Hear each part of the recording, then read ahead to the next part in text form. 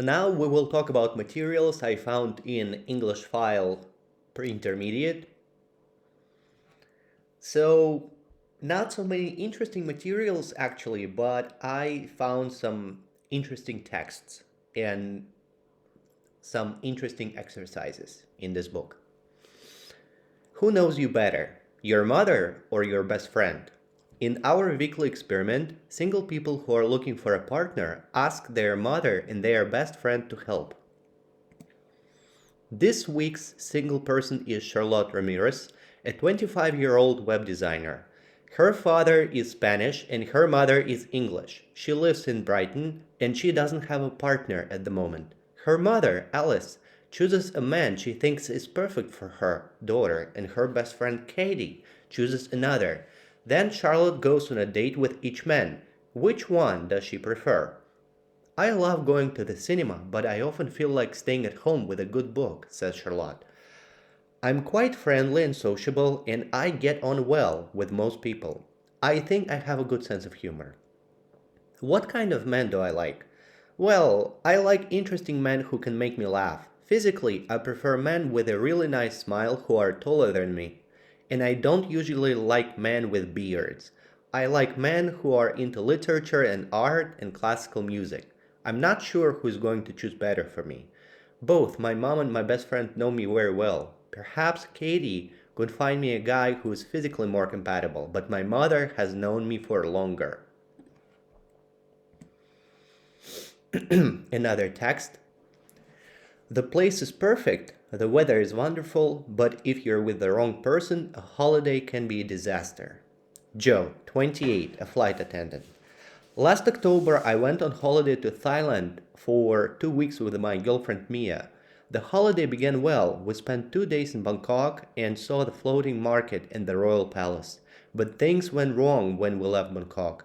I wanted to stay in hostels, which were basic but clean, but Mia said they were too uncomfortable, and so we stayed in quite expensive hotels. I wanted to experience the local atmosphere, but Mia just wanted me to go shopping. I thought I knew Mia very well, but you don't know a person until you travel with them. It was awful. We argued about everything. For our last 4 days, we went to Koh Chang, a beautiful island. It was like being in paradise. The weather was lovely and the beaches were wonderful, but we just sunbathed without speaking. We spent our last night back in Bangkok and we went for a drink with some Australians. They were really friendly and Mia started flirting with one of the boys. That was the end. When we arrived at Heathrow Airport the next day, we decided to break up. I took hundreds of photos, but when I got home, I didn't show them to anyone. So, you don't know a person until you travel with them. Another story. Laura, 26, a nurse. I'd love to go back to Venice one day, but without Linda. Last spring, my best friend Isabel and I booked a holiday in Venice. We rented a small apartment for a week with a fantastic view of the canals. At the last moment, another friend, Linda, asked if she could come too. We felt sorry for her because she had problems with her boyfriend, so we said yes. Venice was magical and the weather was perfect, but the holiday was a disaster for one simple reason. Linda was so mean. She has a good job, so she's not poor, but she just didn't want to pay for anything. We went sightseeing. She didn't want to go to any museums or galleries that cost money. When we went on a gondola, she complained that it was very expensive. When we went to have lunch or dinner, she always wanted to go to cheap restaurants, or she bought pizzas and ate them in the flat. But the night I invited her and Isabel out on my birthday, she chose the most expensive things on the menu. The worst thing was that although Isabel and I paid for the apartment, Linda never once bought us a coffee or a drink. I'd love to go back to Venice one day, but without Linda. So think about your last holiday and try to answer these questions. Where did you go? When did you go? Who did you go with? Where did you stay? What kind of food did you like? What was oh, what was the food like? What was the weather like? What did you do during the day? What did you do at night? Did you have a good time? Did you have any problems? There's another text about top airports in the world. For many people, airports are a nightmare. Long queues when you check in and go through security, and an even longer wait if your flight is delayed. But there are some airports where you can actually enjoy yourself. All good airports have excellent facilities for business people and children, free Wi Fi, restaurants, cafe, and shops. But the best airports have much more. Singapore Airport is paradise for flower lovers as it has an indoor orchid garden. It also has a rooftop swimming pool and a free sightseeing tour for people who have at least 5 hours to wait for their connecting flight. If you like computer games, you'll never be bored at Hong Kong International Airport. There are dozens of free PlayStations all over the terminals. It's also good for people with no sense of direction. There are airport ambassadors in red coats who help you to get from one place to another. Seoul Airport is the place to relax. You can go to the hairdresser and have beauty treatments or a massage. Sports fans can also play golf at their 72-hole golf course. Munich Airport helps to keep passengers entertained with a 60-seat cinema and non-stop films. There is also free coffee and tea near all the seating areas and lots of free magazines and newspapers.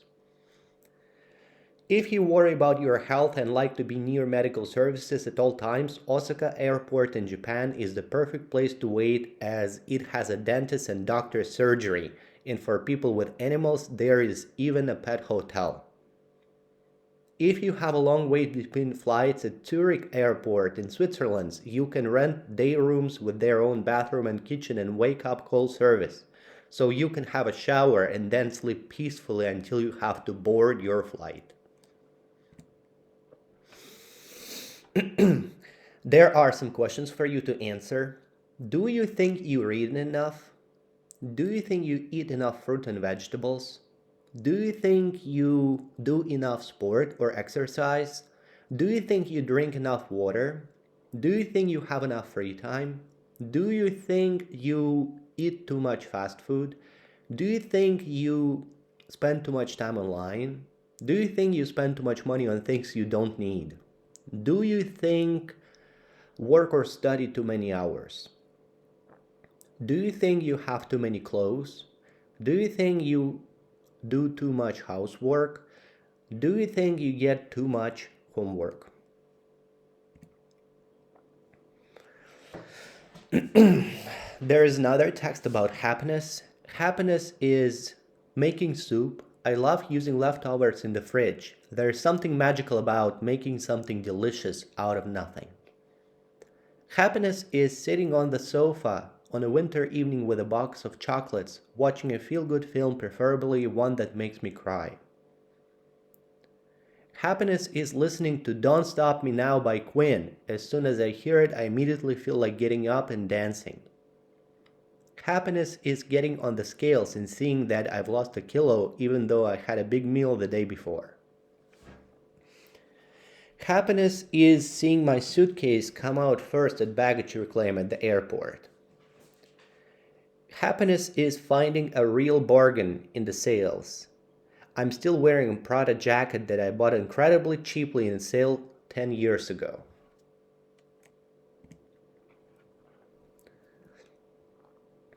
There are some topics to talk about.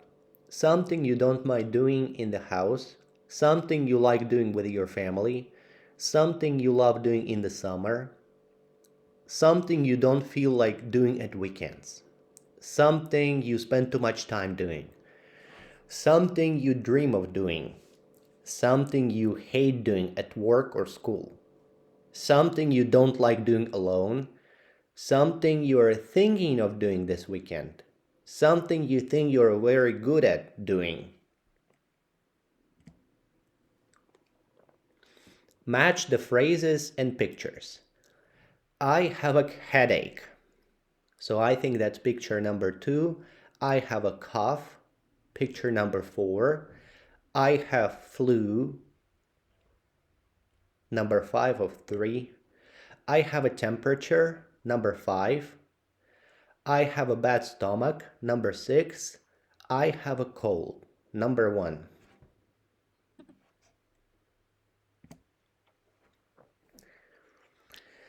There is a text when people discuss their problems and they're looking for another person's opinion.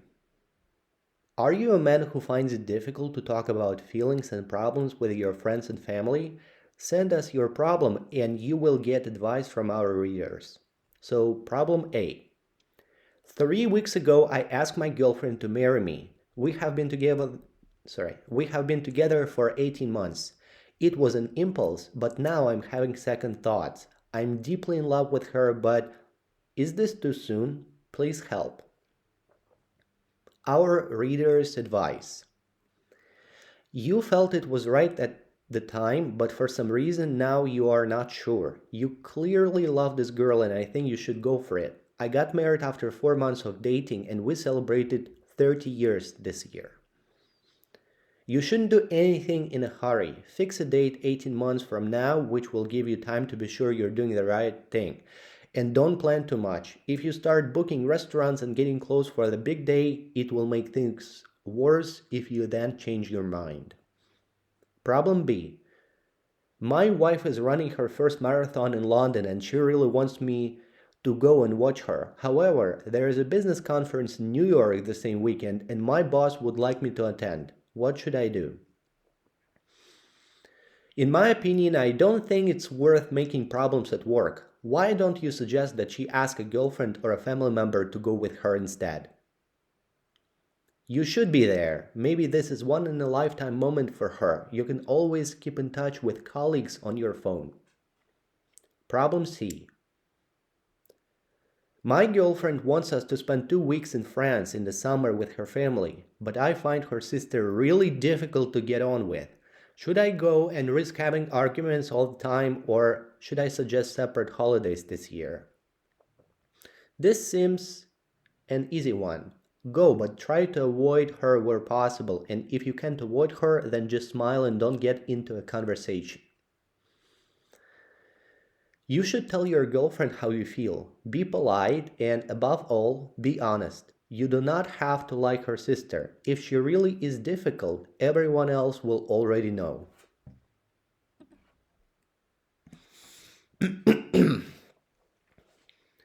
When was the last time you got a present? What was it? Who was it from? Would you like to get fitter? What do you think you should do? What website do you use if you want to get tickets to travel, for the cinema, theater, concerts? Who do you get on with best in your family? Is there anybody you don't get on with? Who do you get to work? How do you get to work or how do you get to school? How long does it usually take you? What's the first thing you do when you get home from work? Do you have a good sense of direction or do you often get lost? How many emails or text messages do you get a day? Are they mostly from friends? Do you usually reply immediately? Work in groups of 3. Take turns to choose a question and ask the others in the group. Then answer it yourself. What would you do if you saw a mouse in your kitchen? What would you do if you saw somebody being attacked by a dog? What would you do if a bird or a bat flew into your bedroom? What would you do if you saw a large spider in the bath? What would you do if it was a very hot day and you were on a beach that was famous for shark attacks? What would you do if someone offered to buy you a fur coat? What would you do if your neighbor's dog barked all night? What would you do if a friend asked you to look after their cat or dog for the weekend? What would you do if you went to somebody's house for dinner and they gave you horse meat or goat or kangaroo meat. That's weird. Pretty exotic.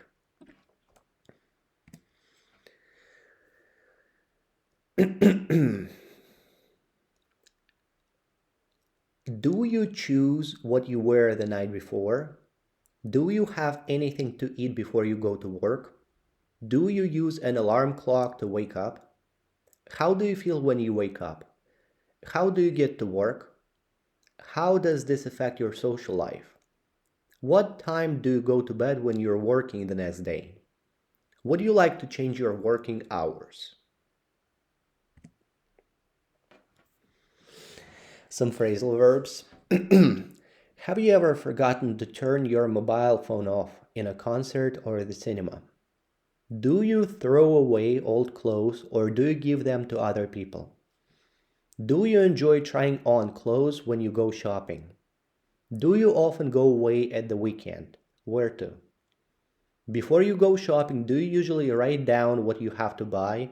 Do you only buy what's on the list? Do you enjoy looking after small children? Have you ever asked your neighbors to turn the TV or the music down? What happened? What's the first thing you turn on after you wake up in the morning?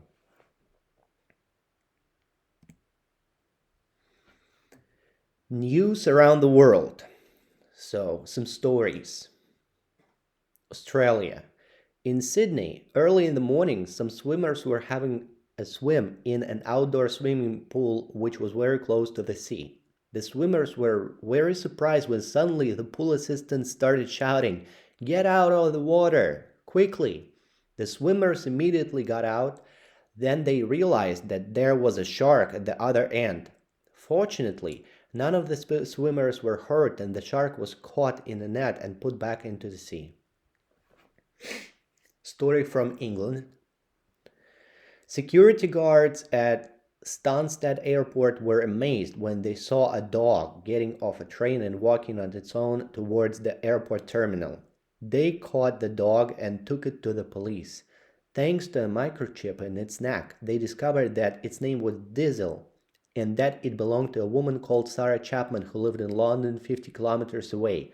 Sarah had gone on holiday for a few days and had left Diesel with some friends. It had then got on a train and had traveled 50 kilometers to Stansted Airport, changing trains on the way. Sarah said, "I'm sure Diesel went to the airport to look for me." Story from Italy. An Italian man who was in prison for stealing was freed early from prison on the condition that he promised to live with his parents at their house. But after a week, he arrived at his local police station and said, "Please arrest me again." Guido Beneventi, 30, told the police, "My parents spent all their time telling me to do housework. It was like being a child again." So that's what kind of stories you can find in this book.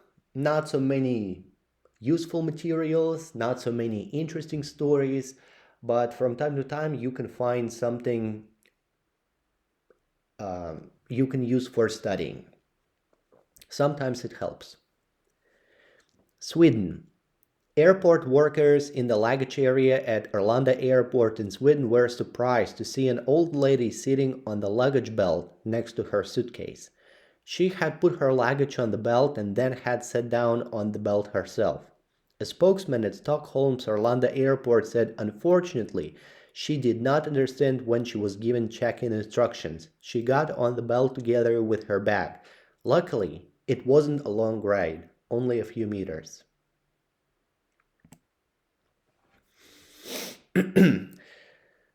What's his name? Oliver. How old is he? 25. Where is he from? He's from Scotland. Where does he live? He lives in London. What does he do? He is a doctor. What does he like? He likes sport, music, good books and films. What he doesn't like? Clubs and discos.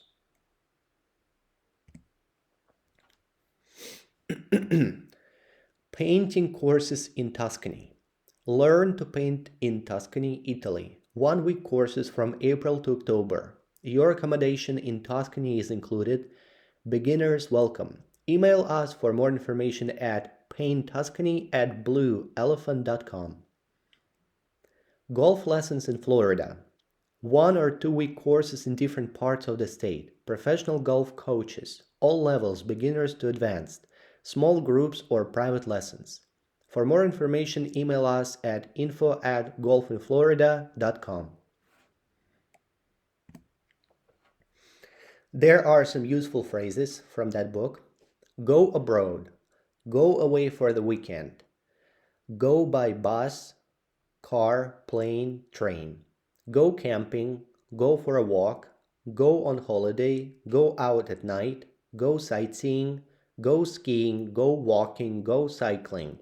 Go swimming. Go sailing. Go surfing. Clean the floor. Do the ironing. Do the shopping. Do the washing. Do the washing up. Lay the table. Make lunch. Make the beds. Pick up dirty clothes. Put away your clothes. Take out the rubbish. Tidy your room. Get angry. Get divorced. Get fit.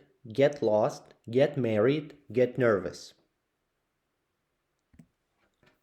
Wear jewelry. Wear clothes. Win a medal. Win a prize. Win a match. Know somebody well. Know something. Hopes that something good will happen. Hope to do something. Watch TV. Watch a match. Look happy. Look about 25-year-old. Miss the bus. Miss a class. Carry a bag. Carry a baby. Earn a salary. Earn money. Meet somebody for the first time. Meet at 11 o'clock. Wait for a bus. Wait for a long time. Look at a photo. Look at your watch. Look like your mother. Look like a model. Lose a match. Lose your glasses. Bring your dictionary. Bring something back from holiday. Look for your glasses. Look for a job. Say sorry. Say hello. Say something to somebody. Lend money to somebody. Take an umbrella. Take your children to school. Find your glasses. Find a job. Tell a joke. Tell a lie. Tell somebody something. Borrow money from somebody. This match will be over at about 5:30. I need to give up smoking. Don't throw away that letter. Turn down the music, it's very loud. Turn up the TV, I can't hear. He looked up the words in a dictionary. Could you fill in this form? I want to find out about hotels in Madrid. It's bedtime. Go and put on your pajamas. Could you take off your boots, please? My sister's looking after Jimmy for me today. I'm really looking forward to the holidays. Turn on the TV. Turn off the TV. Try on clothes. Give back something you've borrowed. Take back something to a shop. Call back later. Pay back money you've borrowed. Switch off the air conditioning. Write down the words. Put away clothes in a cupboard. Pick up something on the floor. Carry on doing something. Look for something you've lost. Get on a bus. Get off a bus. Get on with a person. So those are materials I found quite useful from that book. And actually, that's it. See you soon.